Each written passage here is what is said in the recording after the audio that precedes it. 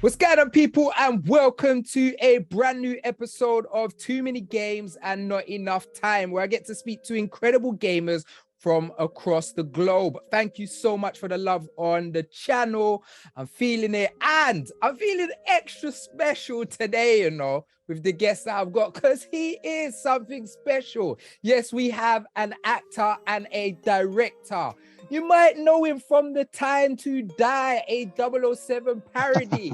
He is the head of Clan Sakai. Yes, he's Jin Sakai's father, the one and only Lee Shorten. Welcome to Too Many Games and Not Enough Time. How are you? Thanks for having us, man. Today? I'm good, thanks. Thank you for having me. I am really excited to talk to you because basically I put a tweet on Twitter. I can't even remember the tweet. You liked it, went on your profile, and I was gassed. I was like, Ghost! I'm like, that's Jin's father. Jumped into your DMs and really kindly you agreed to come on the podcast. So we're super glad to have you. So, but before we even talk about Ghost, because we're going to talk a lot about Ghost of Tsushima and your work in it, I want to know a little bit more about Lee, and how you kind of got into gaming, what games you like. What's your kind of gaming thing? Because you was born in Australia, right? Yes, yeah. Yeah, so what's the Aussie gaming scene like? I mean, I haven't been there. I haven't lived in Australia for 10 years. And, I grew up in the pre-internet days. So my first experience with gaming mainly was like PC, like really old school stuff like Bard's Tale and the original Civilization. But then I really got into it because my neighbors had a Nintendo. So I used to go around to their place after school and just play like, Battletoads and, Super Mario and Double Dragon and all that stuff. Battletoads is not easy, Battletoads would test your wit. Like people are like, oh, Dark Souls. Yes, Dark Souls hard, but go and play Battletoads. You'll be smashing up the whole house. Ridiculous, like the hardest game ever. That and like Turtles in Time, outrageous. Yeah, and what's really hard as well? The Lion King. Yes. Yeah. Them old school games don't play about. So that's kind of how you first got into gaming. So have you continued to game throughout your career? Have you kind of jumped into like console gaming? Have you kind of stayed more in the PC gaming? Yeah, so we were pretty poor growing up. So, we had a Super Nintendo and I played that for a bit. But then the next console I got was the PlayStation 2. I think. So there was a long time where I was doing no console gaming. I was just doing PC gaming, like the Red Alert days and Command and Conquer. But I've gamed my whole life. I love it. So the question is, was you getting the PS2 for the Blu-ray, or was you getting it for DVD player or to play games? Well, it was both, right? Like back then it was like two birds in one stone. I don't have a lot of money. It's so funny. It was like everyone's first DVD player. Now, like I said, when I came across you, you've had a huge part in Ghost of Tsushima. Ghost really, really connected with me. I'm more about that kind of ninja, like those old school ninja, than more the samurai. But I grew up watching those kind of some of the samurai stuff, but there's all kind of ninja movies with my dad when I was younger. And there's a game called Tenshu, and you was basically a stealth assassin, and you're climbing across the veil. And that was my game. And nothing has given me that feeling until I played Ghost of Tsushima. And the thing that I loved about Ghost of Tsushima is that how you can go through the whole samurai level, like you can go just a samurai, or you can be a ninja, you can stealth, you can do all of that. For people who's this first time ever learning about who you are, they've heard your voice, they've played and heard your voice talking. Tell us about obviously your experience on Ghost of Tsushima, what you did, and obviously everything around Iki Island. Yeah, so I joined in for the DLC for Iki Island, and I'd played the base game and was a huge fan, and I've been a fan of Sucker Punches for a long time. They got so many good games. So I got this audition, and it's funny because in video games everything's like under NDAs and it's code names. So it's like Project whatever and the different character names. You get no idea what it is. So I taped it, was lucky enough to get the role, and the only kind of thing that sucked, and it's not even, but because we did it all in COVID, the DLC, we couldn't record together.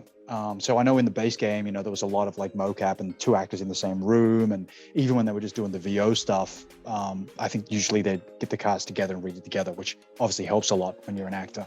Yeah. But because of COVID, we couldn't do any of that stuff. So it was just me. And, luckily the director was so good and had such a clear vision and was super helpful. But I do wish I actually got to do those scenes with Daisuke. And, but that was my only regret. It was an amazing experience. A lot of fun. Well, it's impressive because I wouldn't even realize that that you wasn't in with them, like how great the voice acting is. Now, how did it feel to obviously being a fan of Ghost of Tsushima and how that game's exploded? Like PlayStation, like I'm a big PlayStation fan, and PlayStation really know how to put time into making these incredible stories.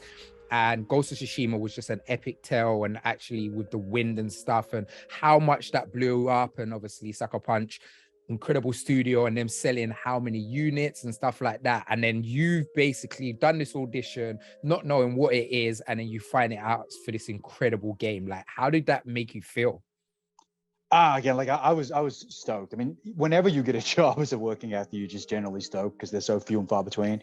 But to actually be part of something that you really love, was huge. And then of course, the split second after you get that elation, then the reality of like, oh, like this is a huge responsibility and an honor because the base game is so good, and I know it has such a passionate fan base, and what those guys did was so brilliant. You just want to hope that you can live up to the expectations, Yeah, I really enjoyed Iki Island, and I feel like Iki Island was a lot darker than the baseline Ghost. Like everything kind of in Jin's head and really kind of manipulating his brain, and even down to the combat, like having the Mongols being able to switch weapons on you and stuff like that was really, really cool. How did it feel playing through it for the first time? The DLC or the base game? The DLC. Yeah, it was good, man. It was like, again, it was kind of weird because you get bits of the script. So it's such a different experience when you've kind of read already bits and pieces, and you're like, oh, now that thing makes sense. And like, it's more like, sometimes it's hard to just sit back and just immerse yourself because you're almost like trying to figure out this puzzle that you have as you go along. But like, yeah, it was a blast. I agree. It was a bit darker, but it was nice to see, like, the samurai are so like, romanticized, I think, traditionally in media. So it was nice to see a bit more of a exploration of the complexities of that era. Yeah, proper sick, and I really enjoyed it. All right, I'm not gonna talk to you about Ghosts all day. Like, I know you do other stuff. Now, what's really interesting, I never realized, is you're actually a writer and director. I really enjoyed the Time to Die short. That was really entertaining and made me laugh. So, you did an incredible job on Ghost of Tsushima, Iki Island. Big headman from PlayStation, someone from Sony is calling you up. Like, do you know what? I've watched what you do. I think you're a sick director. I'm feeling you. I want you to pitch me any game. The budget's there, whatever you want. 15 mil to make your game. What would your game be? Throwing you on the spot right now. Man, that's a good question. That is a good question. Just give me your elevator pitch. You don't have to give me too much details in case you get that phone call. We're like, yeah, what would your ideal game that you could, and you don't have to voice act in it, you don't have to actually create, but just a story that you'd really love to play through? You know what I think I'd be kind of interested in is like a tactics game, but you're the Green Lantern cause. I think that, if we maybe adapt like the Sinestro Corps War into like sort of like a Fire Emblem-y tactics game, like XCOM styles, I think maybe that could be pretty cool. I actually really like that. That's a really good idea, It's so weird. So I am a big RPG guy. I love role-playing games. But I never really got into strats. Like, I don't know why, it just didn't sync with me. And what's random, the first strategy game that really got me into strategy games is Mario plus Rabbids. No way. Yeah, it's so random. Yeah, it's so random, but it's literally just a rip-off of XCOM, innit? It's a rip-off of XCOM, but just with just with those Mario characters, and I was like, wow, this is really cool. And then off the back of that, I played Valkyria Chronicles because it's proper, like Valkyria Chronicles 4, because it's more kind of anime based. Really loved that. And then the Fire Emblem Three Houses. So what's been your favorite strategy games? Because you mentioned obviously you played a lot of strategy games on your PC. What would be the games that have taken up hours and hours of your time when really you should be writing a script, but you're just lost? Yeah, I mean, true. I do need to get back to work. You know, like as a kid, I sunk hundreds of hours into Civilization 2 for sure. And then, you know, probably Fire Emblem Three Houses, because I played through every house and obviously Edelgard's twice. And then I think I did another run. So I think I've done 5 runs on that game. So, wow. Yeah. It's so good though. And amazing. They've done that. Like I love me a Persona, those kind of dating simulate thing. And the way they got that, but then they've also got the strategy. And I love that you've got the strategy so you can overview, or you can also go in with your knights and stuff like that. Like they put so much care into it, and I'm super excited. Like I'm even excited for the Three Houses Warriors kind of Muso kind of game. And I'm not really a big fan of those kind of games, but I feel like what they've done with Three Houses is super exciting. All right, one thing that's like super important for me is obviously, well, not obviously, but for me, one of the things that I champion so much within the gaming space is obviously diversity and diverse in voices and faces, and being able to really kind of represent other gamers within their field.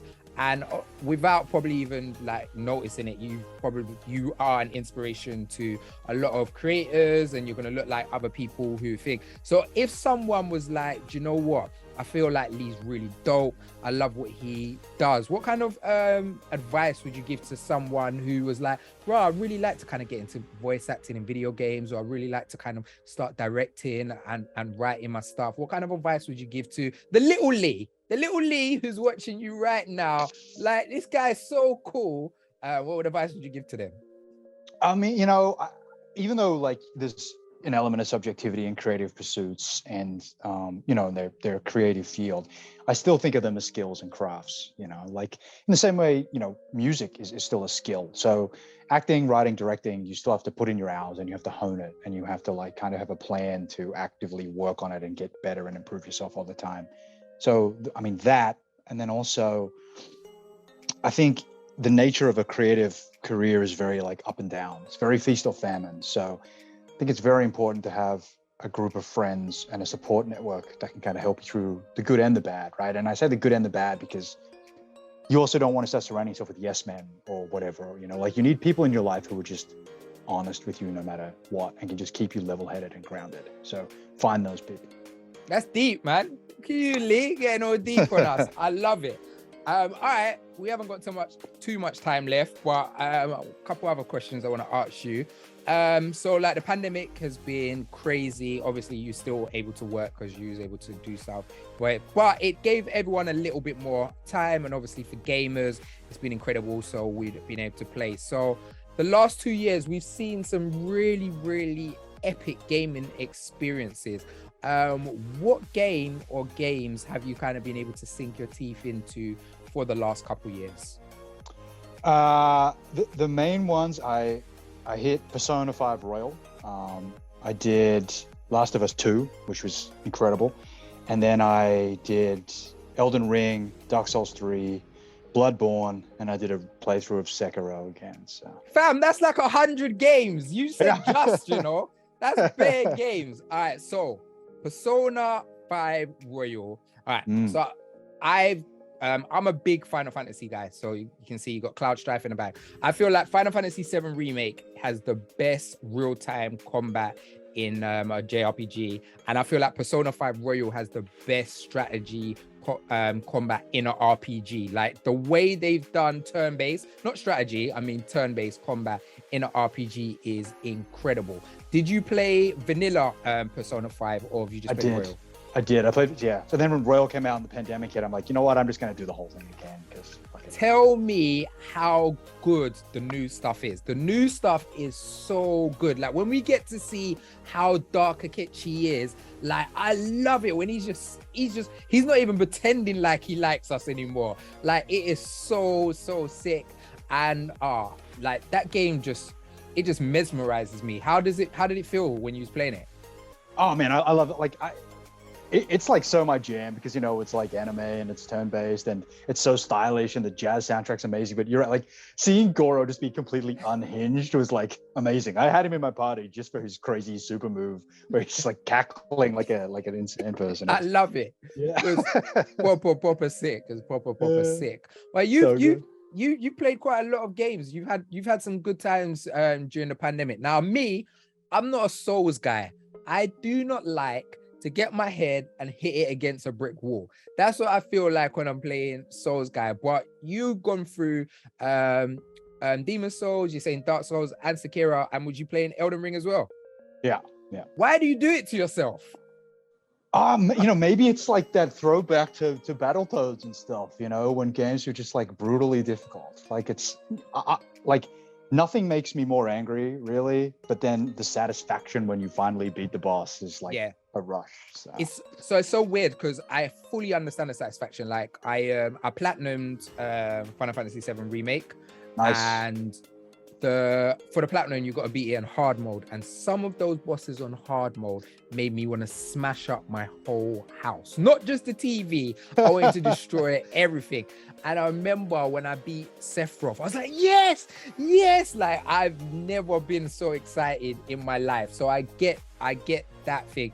I just feel like I just don't have I think for me, I get frustrated. So that frustration doesn't become will to, no, I have to beat you. The frustration gets to the point where like, am I that shit? Like, am I that dead? Why can I not beat this guy? You're only the second guy in the game.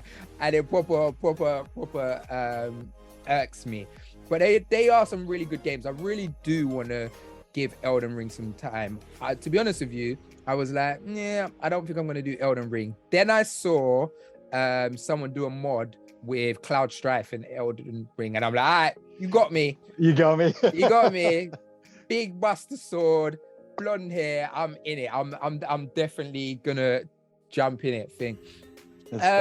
Lee, we're running out of time, but like I said, you're really cool. Love what you're doing, and really appreciate you coming on. I hope people when they play, if they haven't played Iki Island yet, they go back and jump on it because it's really good and they really kind of take in your character role and stuff like that. But if you wanted to send anyone to any specific pieces of content that really represents you well, that you're really proud of, where would you like to send people? Oh man, that's a good question. I mean, I think acting wise, the latest thing I did was a movie with Mahershala Ali and Naomi Harris called Swan Song, which is on Apple. And it's worth it just to see Mahershala's performance. He's so phenomenal and such a wonderful, lovely man too. So check that out. And then if you want to see my directing, I just did a short called Parabola, which is on Vimeo, so you can check that out. Parabola. All right, so check that out, people. I'm going to be checking it out too. Lee, thank you so much for joining us. Appreciate your time. The time goes so quick. We could have been there for 2 hours talking about Persona, really. For real. But thank you so much for joining us on our journey, guys. Make sure you check out Lee, check out his IBM, check out his socials, go and follow him. Make sure you play Iki Island and let me know in the comments below if you can spot his voice, if he sounds different. And when you was playing Ghost of Tsushima, how was you playing? Was you doing the samurai thing, or was you like me, ninja, bear stab in the back, all of that? Crud. Make sure you subscribe to the channel. Thank you for so much of the love. Really appreciating it. He's been Lee. I've been Mr. Midas. You've been the MVPs. And we out of here, man. Peace. Thanks, guys. To thank you for helping us get to 2,000 subscribers. We wanted to help you on your journey to 2K subs. So we're giving away a full content creator setup or upgrade. So Elgato has niced us with an Elgato face cam, the best webcam in the game, and Elgato ring light. that light is perfect, and a Wave 1 microphone. And the wonderful people at Noble Chairs has provided us with a Hero Series Noble Chair. So this is a major prize. Now this prize is only UK based. I'm sorry for everyone in America, but this is a UK only competition. Now all you have to do to enter this competition is, firstly, you have to be subscribed to the channel. Make sure you hit that subscribe, and then following me and Minnie on social media. So you can follow us on Instagram or Twitter. And in the video below, all we need you to do is drop a comment. Yes, a comment about the video, and then leave your social at so we can find you. And don't forget to use our hashtags, hashtag Golden Gang and hashtag 2K subs. And that's it, and you can win this Mazza. Woo! This one's exciting.